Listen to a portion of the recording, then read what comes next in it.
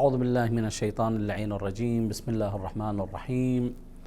الحمد لله رب العالمين، والصلاة والسلام على أشرف الخلق محمد وآله الطيبين الطاهرين. أحبتي الأعزاء، درس جديد إن شاء الله تعالى في ماذا تقديم الخبر على المبتدأ.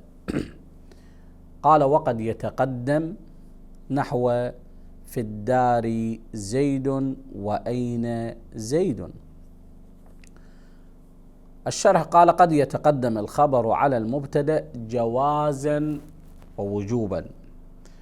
هناك بعض الأمور فيها يتقدم الخبر على المبتدأ، وهذا التقدم للخبر مرة يكون على نحو الجواز ومرة يكون على نحو الوجوب.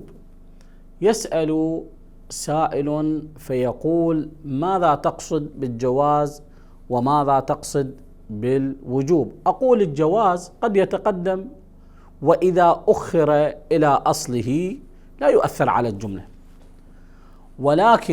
ولكن الوجوب عندما يأتينا مثلا اسم له الصدارة في الكلام، فإذا كان له الصدارة في الكلام وهو خبر فيجب أن يتقدم.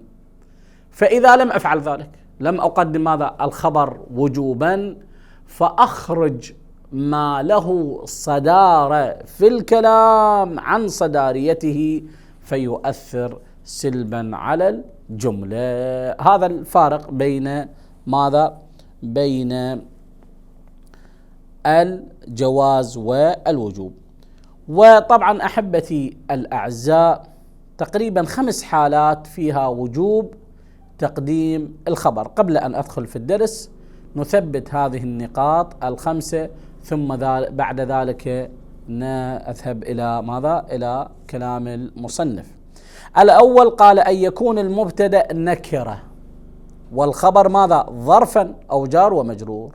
مثال: عندي طالب، في الجامعة طالب. هذا الأول، وجوب تقديم ماذا؟ وجوب تقديم الخبر. الثاني قال: إذا اشتمل المبتدأ على ضمير. وإذا يسأله السائل يقول: وإذا نعم على ضمير يعود إلى شيء من الخبر. في الدار ماذا؟ صاحبها. لاحظوا، فصاحبها مبتدأ والضمير المتصل عائد إلى الدار وهو جزء من الخبر، والضمير لا يمكن أن يعود إلى ما هو متأخر. لاحظوا، إلى ما هو متأخر لفظا ورتبة، فيجب أن يكون يعود الضمير على ما هو متقدم لفظا ورتبة، فلذلك قدم الخبر من باب الوجوب. ونعم الثالث أن يستلزم الخبر الصدارة في الكلام، كما عبرنا بأن يكون اسم استفهام. مثلا على سبيل المثال: أين الطالب؟ فأين اسم، وهذا لا بد أن يكون له صدارة في الكلام. فإذا ماذا؟ فإذا أخرته خرج ماذا؟ خرج ما له الصدارة في الكلام عن صداريته، وهذا لا يصح. الرابع: أن يكون المبتدأ محصورا بإلا وإنما، ما في الدار إلا خالدون. لاحظوا، فهذا من باب الوجوب. إنما عندك محمدون. الخامس والأخير: إذا كان المبتدأ إن وصلتها نحو عندك إنه فاضل، إذ لو قدم المبتدأ لالتبس إن الفتحة إن المفتوحة بالمكسورة. الحرف يلتبس إن المفتوحة بالمكسورة، وأنتم تعلمون بأنه كيف تأتي ماذا إذا كانت إن مفتوحة أو إذا مكسورة. شو كنت تجي إحداهما أول الكلام والأخرى ماذا؟ آخر الكلام. واضح إن شاء الله تعالى. قال الشرح: قد يتقدم الخبر على المبتدأ جوازا ووجوبا.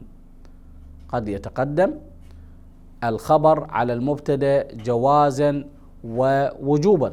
فالأول نحو: في الدار زيد، وقوله تعالى بسم الله الرحمن الرحيم قال سلام هي، سلام هي، فسلام خبر مقدم، خبر مقدم. قال وآية خبر مقدم، لهم الليل. فإذا في هذه الشواهد، الشاهد الأول في الدار زيد وسلام هي وآية لهم الليل، فهذه جميع الأخبار ماذا؟ متقدمة. قال وإنما لم يجعل المقدم في الآيتين مبتدأ والمؤخر ماذا؟ خبر كالأصل، لأن الأصل من هو؟ المبتدأ، الأصل المبتدأ، زيد قائم، هذا الأصل، المبتدأ مقدم والخبر ماذا؟ مؤخر. قال فإذا أحبتي الأعزاء، قال وإنما لم يجعل المقدم في الآيتين مبتدأ والمؤخر خبر لأدائه ماذا؟ إلى الأخبار عن النكرة بالمعرفة، فهذا نعم.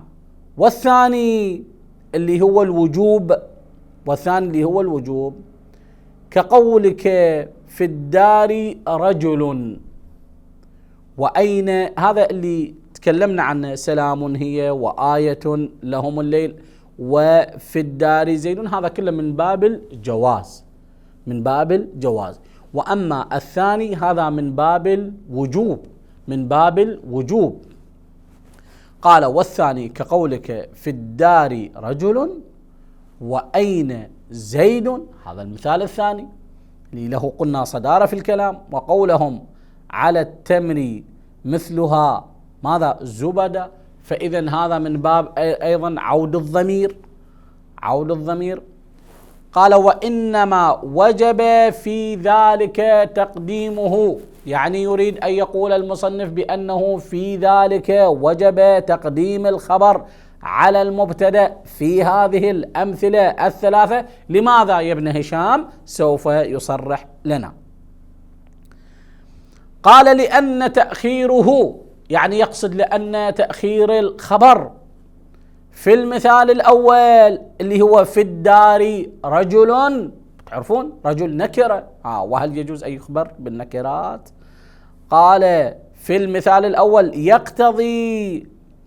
يقتضي التباس الخبر بالصفة، فإن طلب نكر الوصف لتخص به طلب حثيث، فالتزم تقديمه دفعا لهذا الالتباس، دفعا لهذا الالتباس أو التوهم.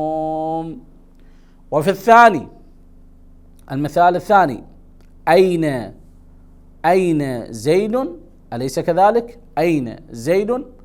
قال وفي الثاني إخراج ما له ماذا؟ صدر الكلام، أين، يقصد الاسم أين، وهو الاستفهام أين عن صداريته. فعندما أقول زيد أين، فإني ماذا؟ فإني أخرجت الاسم أين عن صداريته، وهذا لا يصح.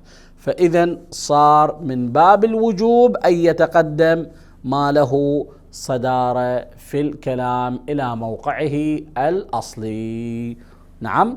قال التعليل في ذلك إخراج ما له صدار الكلام وهو الاستفهام عن صداريته. وفي الثالث عود الضمير على متأخر لفظا ورتبة.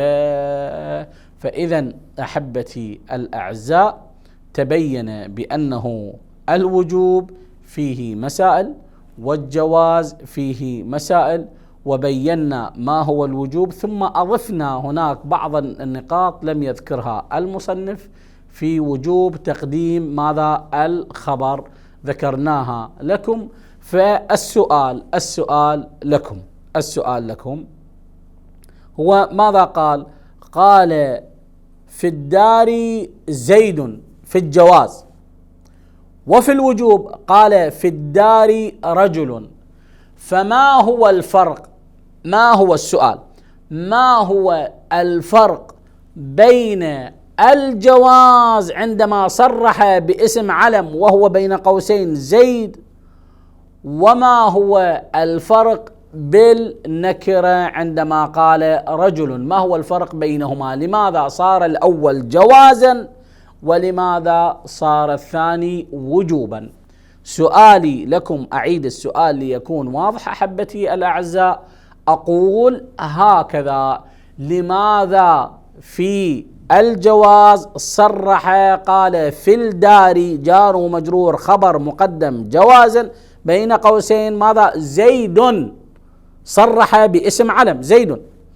وفي الوجوب ماذا قال؟ هكذا قال في الدار بين قوسين رجل. السؤال المطروح لكم أحبتي الأعزاء بأنه ماذا؟ بأنه لماذا في الجواز صرح بالاسم وفي الوجوب لم يصرح بالاسم؟ واضح إن شاء الله تعالى. أرجو الإجابة على هذا السؤال أحبتي الأعزاء. إلى هنا ينتهي درس هذا اليوم. الحمد لله رب العالمين، وصلى الله على محمد وآله الطيبين الطاهرين.